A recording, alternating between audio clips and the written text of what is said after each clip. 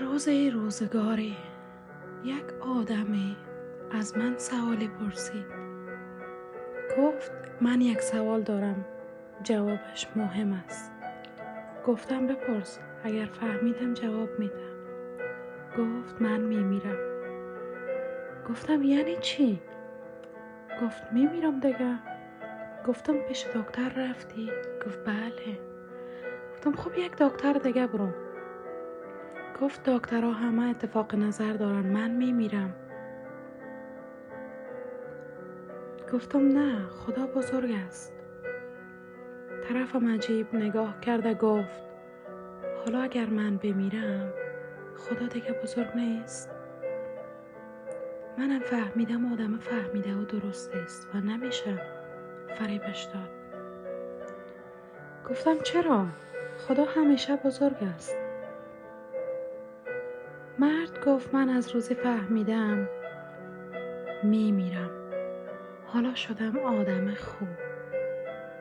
با شادی همه شاد میشوم، با آرامش همه آرام میشوم، با ناراحتی ها ناراحت، با داغ دیده ها دلم داغ میشود. حالا رفتارم از روزی که من فهمیدم میمیرم، رفتارم با همه مردم فرق میکند. سوالم این است، خدا این خوب بودن من را از ترس مرگ میپذیرد؟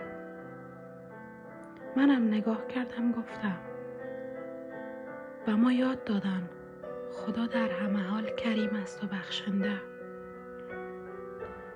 مرد نگاه عمیقی کرد و لبخند زد و سرش را ته انداخت و رفت. صدا زدم چقدر وقت داری؟ سرش را برگشتاند گفت بین 1 روز تا 1001 روز. یک لحظه با خودم فکر کردم، دیدم ما هم دقیقاً همین طوریم. عمرمان از 1 روز تا 1001 روز است.